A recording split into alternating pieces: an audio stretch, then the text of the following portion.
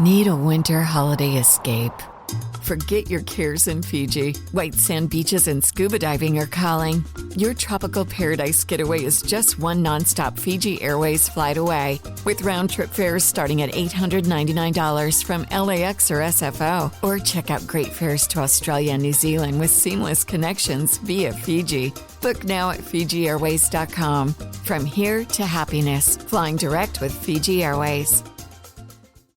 Every bag of Fibermax cotton has 220,000 seeds chock full of innovation, like advanced genetics for longer, stronger fiber, which means 220,000 reasons to hear, "You got what premiums?" And new Accent Flex technology for powerful weed control, which means 220,000 reasons to say, "Heck yeah, I grew that." Fibermax cotton from BASF.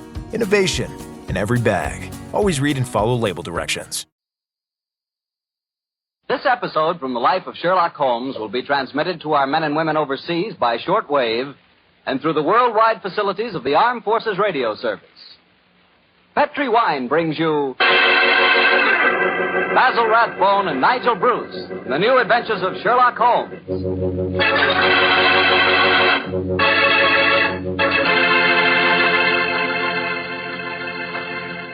The Petri family, the family that took time to bring you good wine, invite you to listen to Dr. Watson tell us another exciting adventure he shared with his old friend, that master detective, Sherlock Holmes. Well, right about now, you're probably taking a little breather in your last-minute rush to get everything ready for the big day tomorrow.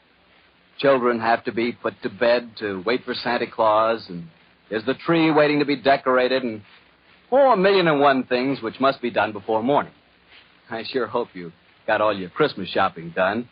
It's pretty hectic rushing off at the last minute to take care of Uncle Charlie or Aunt Bertha or Cousin Sam. But if you must get something, just remember that you can always dash over to your wine merchant and get a bottle or two of Petri wine. Or better yet, a whole case of Petri wine. Petri wine's a swell gift, and I just thought a little last-minute suggestion might be of some help.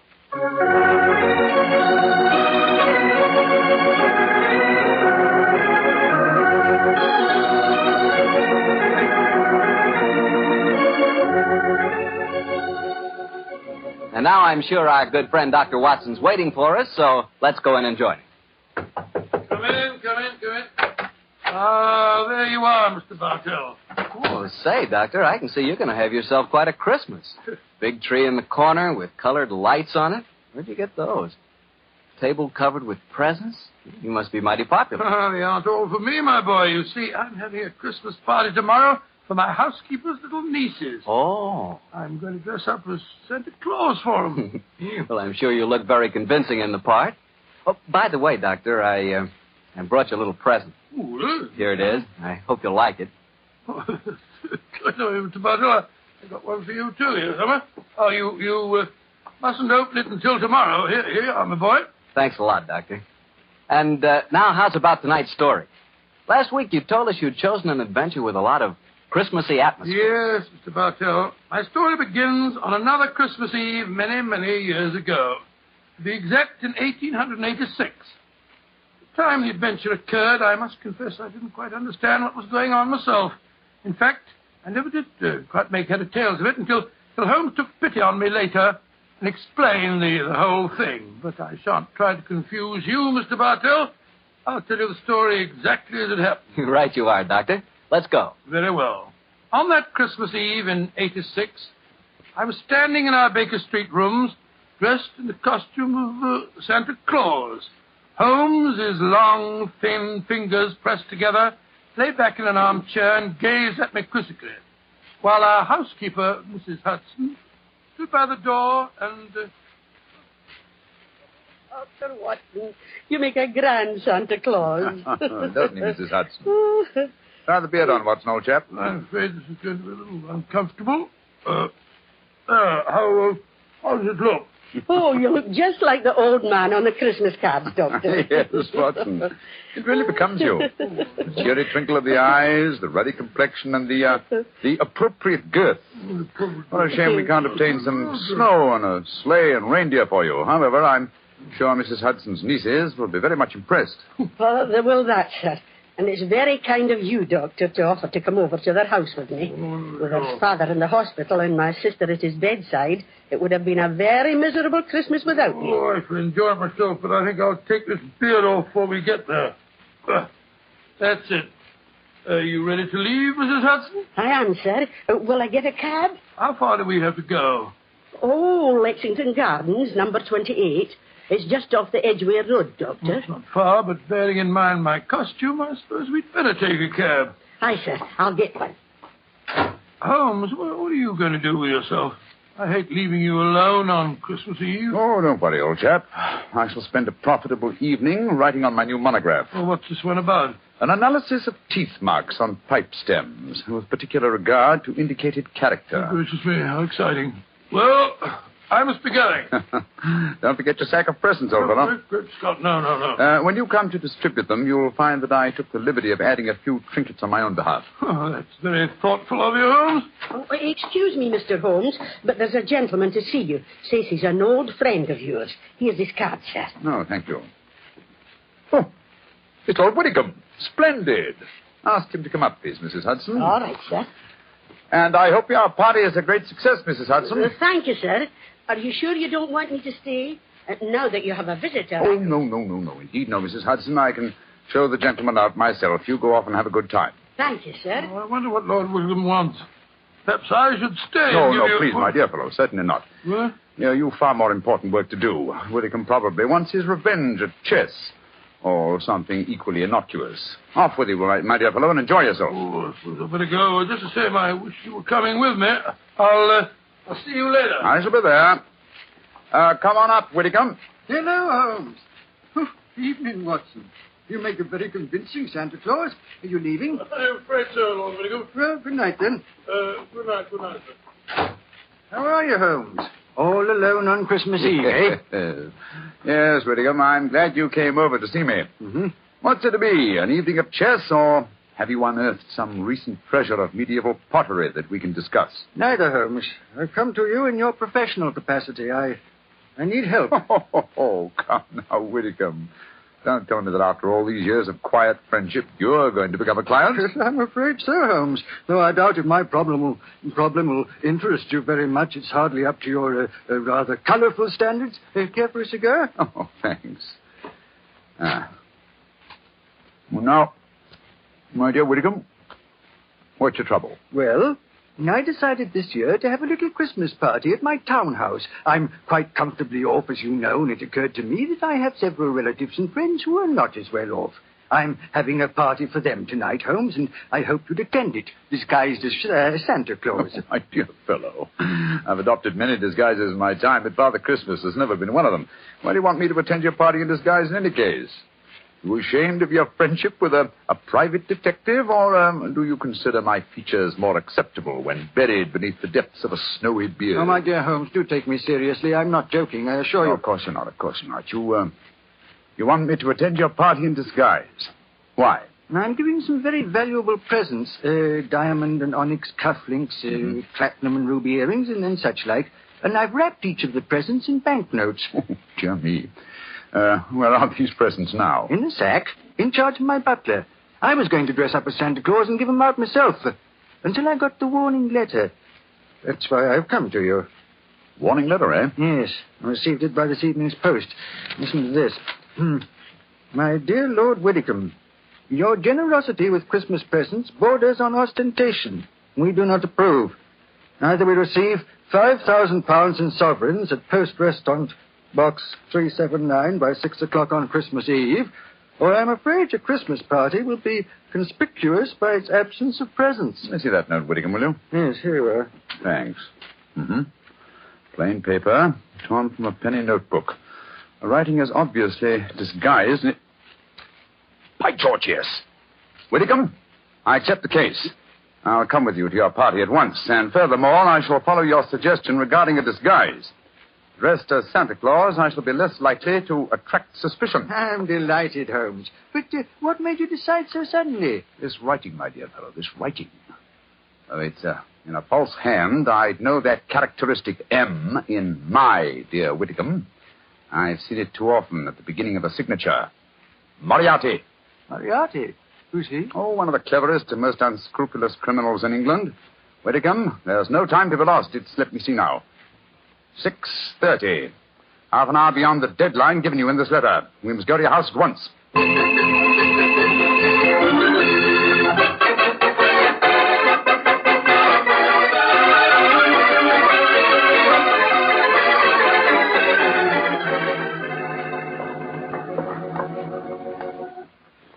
This is as far as the cab can take us, Doctor. Oh, here you are, cabby. Here's 5 shillings for you and a Merry Christmas. Oh, bless you, gentlemen, and Merry Christmas to you, too. You said you wanted to get into the house through the back way so that you could surprise the children. Yes, I thought I'd pretend to come down the kitchen chimney. Oh, you can get to the back of the house by going up the alley here. I'll go in the front door. Splendid, Mrs. Hudson. Which is the house? Number 28. It's the third one down the alley, Doctor. I'll have the back window open in no time, and you can slip in without any of the bairns seeing. Very well. Gloomy little street, I must say. Hello. Where's the music coming from? Oh, it's from that temple across the street, Doctor. The disciples of the octagonal square, they call themselves. What on earth do you suppose that means? Oh, some newfangled cult. Heathens, most likely. Hello. I'm not the only Santa Claus abroad tonight. Look at that fellow across the street over there. Oh, dressed just like yourself, Doctor, and carrying a sack, too. Oh, he's running up the steps to the temple. Great Scott, he slipped on the ice. Oh, I wonder what his hurry was. Here, my man. Oh, Let be me help you careful up, now, sir. Doctor. Dinner trip for yourself. Here you are, sir. Now, give me a hand. Thank you, sir. Silly of me, what's in it? Oh, we Santa Clauses have to help each other, you know. Up you come. That's it. Woo! Oh, gracious me. Doctor, I told you to be careful. Now you've fallen, too. Oh, it's this confounded red coat of mine. It tripped me up. Did you hurt yourself, sir? No. I'm all right, I think. How about you, sir? Well, I'm all right, thanks. Oh. Silly of me to run, wasn't it? Here's your sack, sir. Well, thank you. Good night, and Merry Christmas. Good night, same to you, sir. Same to you. Oh, he went into the temple. Must be a disciple of the octagonal square. You're sure you're no hurt, Doctor? No, of course not, Mrs. Hudson. Give me my sack, please. Thank you. Your sister's house is the third one down this alleyway, you say? I'll hurry and open the back window. Yes, I'll be waiting for you, Mrs. Hudson. This is rather fun. What a shame Holmes isn't with us. Oh, well, he's probably happier having a good game of chess with Lord Whitcomb.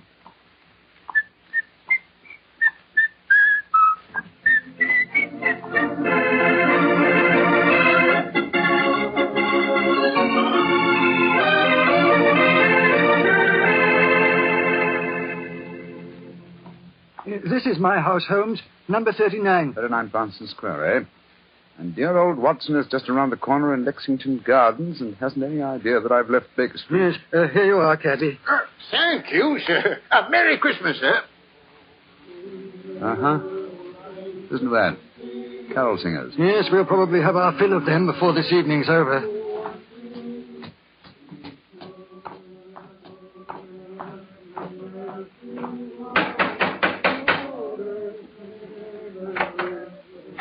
Good evening, my lord.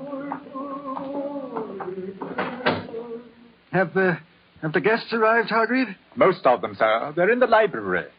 You brought another Santa Claus with you, I see, my lord. Another Santa Claus? What do you mean?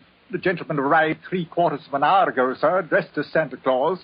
I took him to your study, my lord, and showed him the sack of presents. Confound it! He's got here before us. Where's this study? This way. I hope I didn't do wrong, my lord. You told me that a gentleman dressed as Santa Claus would be coming here. Dear me. The gentleman appears to have gone. Yes, and the sack containing the presents with him. But he can't have left the house, my lord. I've been watching the front door. Yes, and while you were doing that, he slipped out through the window here. The catch is undone. Hargrave, describe this man. I can't tell you much about his appearance, I'm afraid, sir. He was dressed as Santa Claus, just like yourself. But I did notice one thing about him, sir. Oh, what was that? He lisped, sir. It was quite pronounced. Of course. Lou the Lisper. Who on earth is Lou the Lisper? One of Moriarty's most trusted accomplices. Fortunately, though, I've had news of him lately through my underworld grapevine. You know where he lives? He is reputed to have some connections with a new cult that calls themselves the Disciples of the Octagonal Square. Their headquarters are just around the corner from here. Let's go there at once. Of course. And Hargrave. Yes, sir. Get a message to Scotland Yard as fast as you can. Ask for Inspector Lestrade and tell him to join me at the Temple of the Octagonal Square in Lexington Gardens as soon as possible.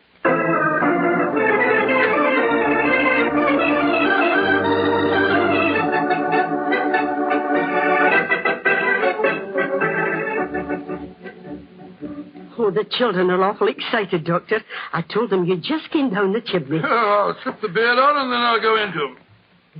There we are. Will I announce you, Doctor? Yes, yes, please, Mrs. Hudson. All right, sir. Now, children, quiet.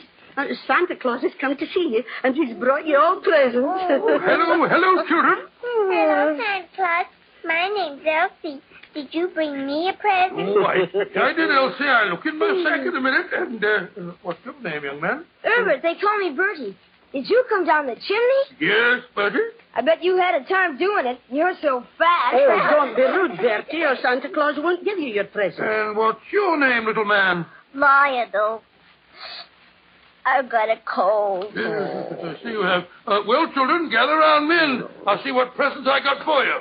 Let me see, Bertie. The first present is for... Oh, it's got to be right. It says for Her Grace, the Dowager Duchess of Bewley. Oh, do you suppose Mr. Holmes has been playing a practical joke on you, Doctor? I suppose so, but I can't see the point myself. But he did say that he'd added a few trinkets of his own. I want my present. Then supposing you take this, Elsie. Ooh, thank you. And this one is marked for the Reverend Arthur Carter. I knew what Holmes was up to. Here you are, Bertie. Cool, thanks. And this is for you, Lionel, because you've been a good little boy. This isn't very big, is it? I wanted the dog. Oh, wanted the dog. Well, I'll bring you a dog next year, Lionel. Oh, Dr. Watson. Yes, we have... Oh, look at the wrapping on these presents, Doctor. Well, they're £20 notes. It's Scott. Oh, cool. Look what I Now, got. let me see. Why, cufflinks and diamond and onyx ones, unless I'm very much mistaken. I got some pretty earrings. Look how they sparkle. Let me see, Elsie. Good gracious, I swear that these are platinum and rubies. What in thunder's going on? I want my earrings back. Give me back mine, too. Well, here you are, here you are. Dr. Watson, what do you suppose has happened? I don't know, Mrs. Hudson. Perhaps my toys are still at the bottom of the sack. I can't understand it. I wish Holmes were here instead of dozing in front of our fire in Baker Street.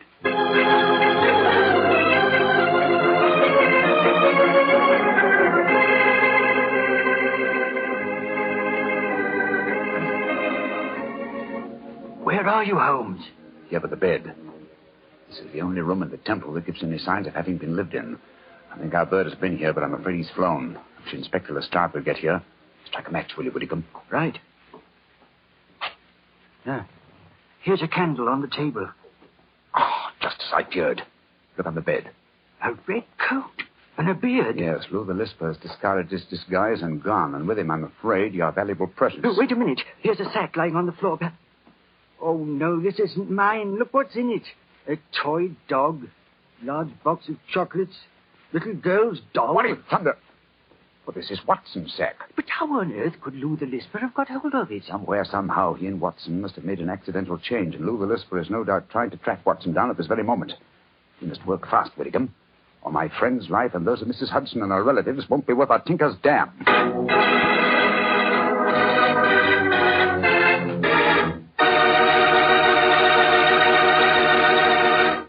Oh, now, Doctor, you can't break off your story there. Oh, yes, I can, my boy. Before I go on, I thought we'd have a glass of port just to freshen us up. Oh, well, that's something different. Of course. Instead of talking about port, as I sometimes do, it'll be nice to drink some for a change. There you are, my boy, and a Merry Christmas to you. The same to you. And now, what happened next, Doctor? We left you at the children's Christmas party, and Sherlock Holmes and Lord Whitcomb around the corner at the Temple of the Octagonal Square. Yes, Mr. Bartell, although at the time, of course, I had no idea what was going on. There I was, cheerfully handing out gifts worth, well, if not a king's, at least a baronet's ransom. While outside the temple of the octagonal square, Holmes and Lord Widdicombe were talking to Inspector Lestrade of Scotland Yard. That's the case in a nutshell, Lestrade. Yeah, seems to me, Lord Widdicombe, you'd have been wiser to get in touch with Scotland Yard when you first got the warning note. We could have nabbed him when he came to your house and pinched the sack of presents. Lestrade, this is no time for post-mortems. We'd better reach Lou the Lisper before he finds Dr. Watson. Do you suppose he can do that, Holmes? It wouldn't be difficult. Lou the Lisper is nearly as clever as his master, Professor Moriarty. The chances are that you were followed when you came to Baker Street tonight, Widdicombe, and it's equally likely that Watson and Mrs. Hudson were followed as they left it. Moriarty seldom leaves anything to chance. Well, where did Dr. Watson go tonight? 28 Lexington Gardens. It's just around the corner from here. Well, then let's go there at once. Fight not worry away. No, Lestrade. We must use a little subtlety. Now, Lou the Lisper wishes to recover that sack of presents from Watson. How would he invade the party with the least possible trouble? By dressing up as Santa Claus again? No, I think he's overplayed that role for one evening. Well, then how would he try to get in, Mr. Holmes? Oh, come now, Lestrade. What group of people can enter any house on Christmas Eve without invitation and without creating suspicion? The carol Exactly, singers. my dear fellow.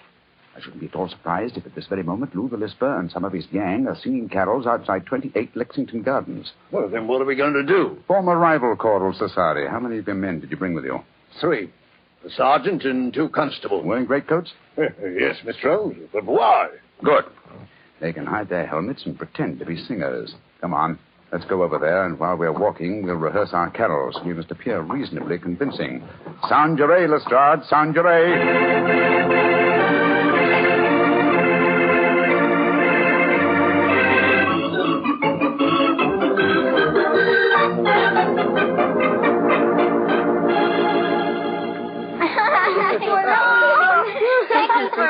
Your back, Santa Claus? No, you mustn't make Santa Claus too tired, lad. Oh, that's all right, Mrs. Hudson. Hop on, Lal, hop on. Ooh, they're singing carols outside the Isn't door. that Can't they nice? come inside and sing for us, Santa Yes, of Claus? course they can. Ask them to come in, Mrs. Hudson, will you? All right, sir. Ooh, come on, let me get on your back, too. Oh, now, take it easy. Ooh, there we go. I want to see your reindeer, Santa. See my reindeer? Oh, they're up on the roof. I'll climb up and see them. No, you mustn't do that. They're asleep. Oh, here are the carol singers. Off you get, children. There we go. That's it now. Good evening, gentlemen. Good evening, and Merry Christmas. Would you like to sing some carols for the children? After that, I'm sure you'd like a drop of something to warm you up. Well, thank you, sir. We should like that. Haven't I met you before somewhere, my man? No, sir, I'm sure you haven't. Come on, man, let's sing Good King Wenceslas. Good King Wenceslas looked out on a feast of Stephen.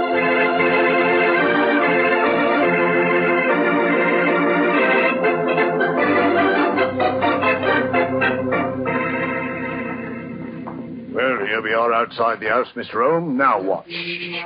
Listen. Uh-huh.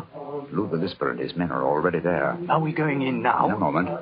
Now, men, you will have your truncheons handy? Yes, Mr. Holmes, we're ready. Splendid. Now, remember, when we're inside and I yell Merry Christmas at the top of my voice, you bring out your truncheons and get Lou the Lisper and his gang out of there as quickly as possible. Don't arrest them until you get them outside again, Lestrade. I don't want to frighten the children. Right you are, Mr. Holmes. We're ready. Just give us the word and we'll go in and get them.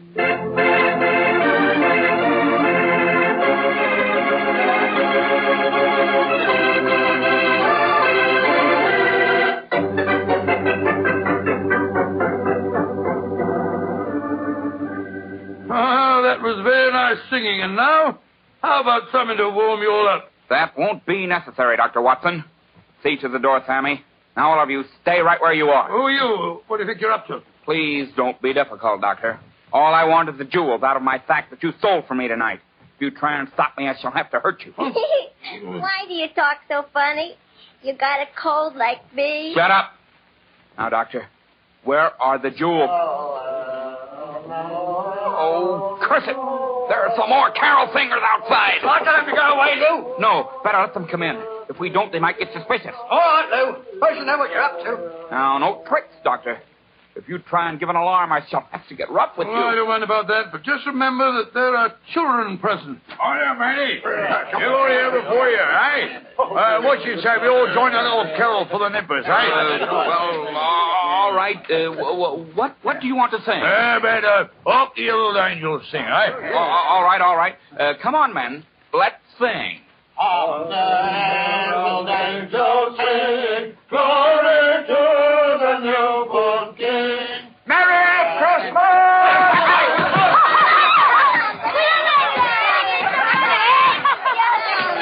Dr. Watson, what's happening? They're all hitting each other with truncheons. Here, you can't do that.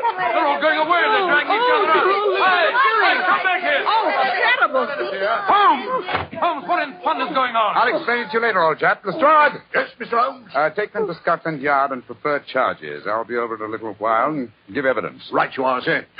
Too bad we didn't catch Professor Moriarty, too. Well, at least we have some of his cohorts. I'll see you later, Lestrade. I wish I knew what was going on here. Is Moriarty mixed up in this business? Yes, Watson. I'll tell you all about it as soon as I've straightened this thing out. Now, Whitcomb. Yes, Holmes. The 20-pound notes that you used as wrapping for your gifts seem to have been scattered all over the house.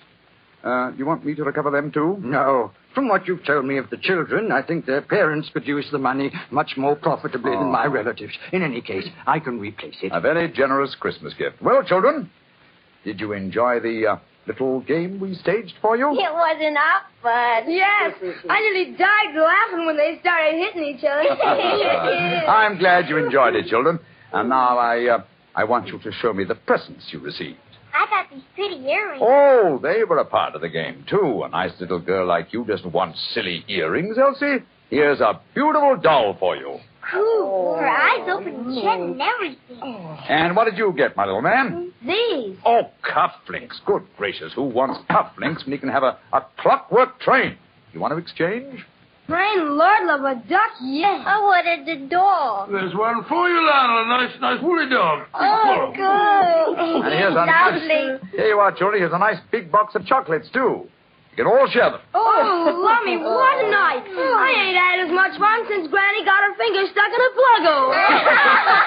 I still don't understand what's going on, Holmes, but I must say this has all the earmarks of being a happy Christmas. Yes, Mrs. Hudson. Hi, Mr. Holmes. How's the turkey coming along? Oh, it'll be ready in a few minutes, Mr. Holmes. Splendid. And while we're waiting, perhaps the children will oblige with something we haven't heard so far. Yes, I know what you mean. A Christmas carol that really sounds convincing. How about it, children? All right, sir. Come on, Elsie. Come on, Lionel. Silent night, holy night, all is calm, all is bright, round yon virgin mother and child, holy infant of nectar and wine, sleep in heavenly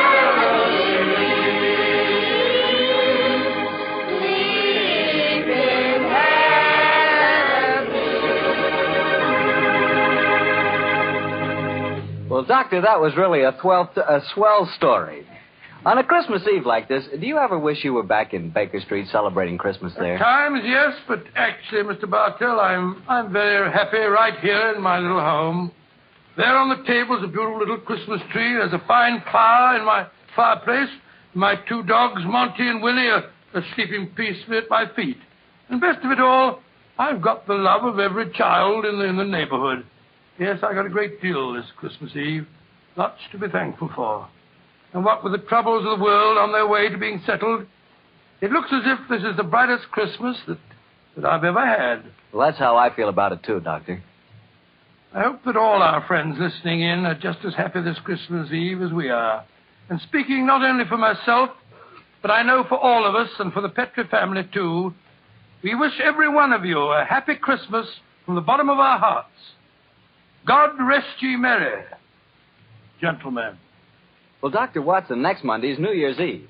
What story do you plan to tell us? One that I think you will find extremely appropriate, Mr. Bartell. It takes place in a Scottish castle near Edinburgh on a New Year's Eve in 1900 and concerns a pair of lovers, an elderly baronet, and a strange iron box that proved to be more than worth its weight in gold.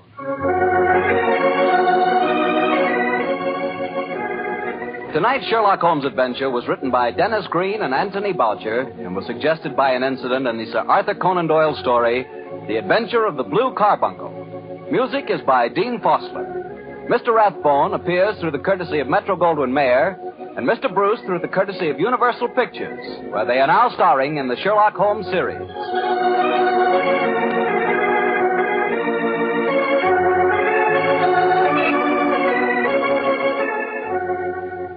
The Petri Wine Company of San Francisco, California, invites you to tune in again next week, same time, same station. Sherlock Holmes comes to you from our Hollywood studios.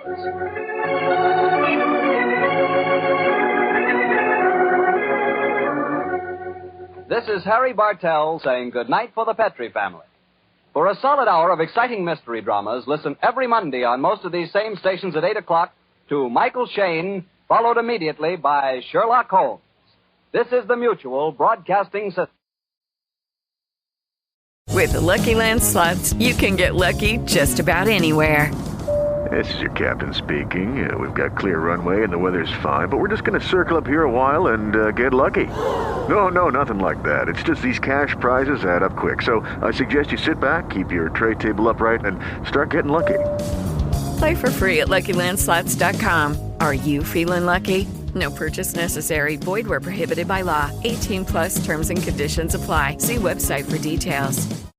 With Lucky Land Slots, you can get lucky just about anywhere. Dearly beloved, we are gathered here today to... Has anyone seen the bride and groom? Sorry, we're here. We were getting lucky in the limo and we lost track of time.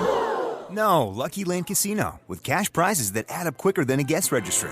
In that case, I pronounce you lucky. Play for free at LuckyLandSlots.com. Daily bonuses are waiting. No purchase necessary. Void where prohibited by law. 18 plus. Terms and conditions apply. See website for details.